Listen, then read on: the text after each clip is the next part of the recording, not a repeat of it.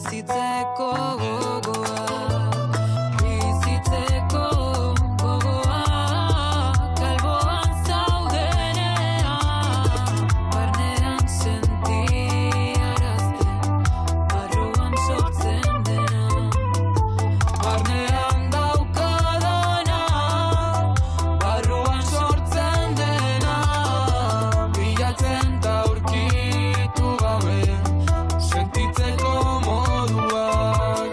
Zure zorioneko infernua dator nirana,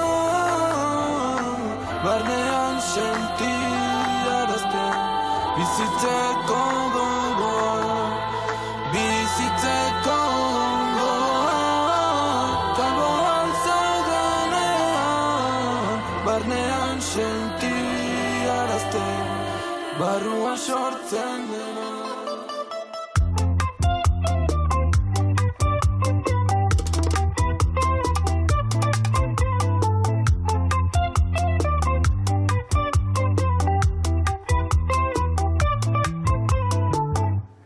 Horixe, ez dizuet zehaztu ze abestiren bertsioa zen, baina asmatu baldin baduzue Ray Herediaren La alegría de vivir dela, 10 puxtarri zuentzat. Eta zeinek egin duen bertsio borobil hori?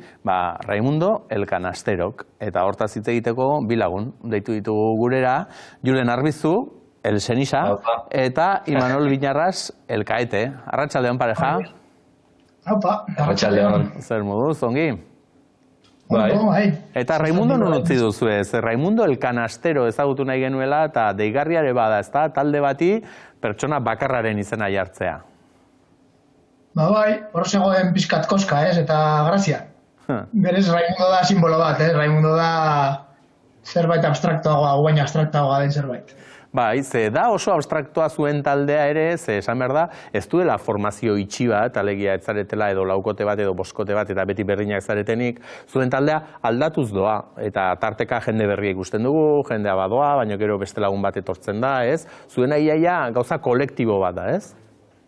Bai, egia esan hori, osea, ez dugu talde finko baten moduan funtzionatzen, baizik eta hori, kolektibo baten moduan.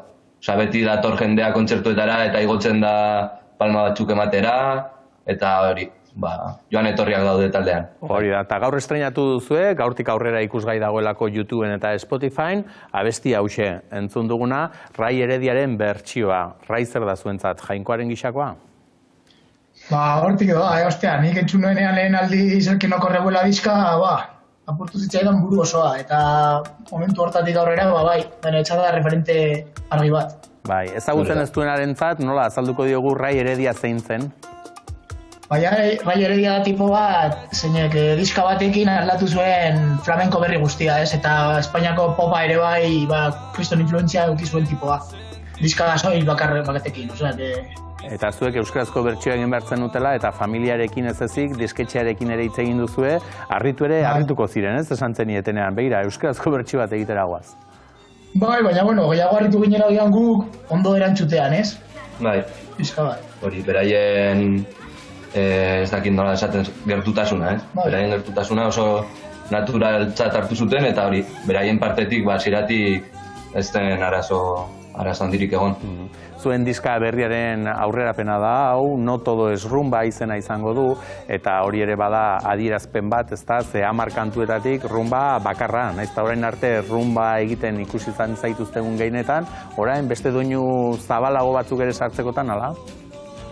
Bai, bueno, egia esan ez da oso bilatua izan, baina atera da horrela, eta kantak joan dira ateratzen estilo ezberdinetan, eta orduan izen bat jarri bar genion eta dena zentzu bat izateko hori, No todo es rumba jarri genion, pixka bat eskusa hori izateko eta nahi genuen estiloak jorratzeko.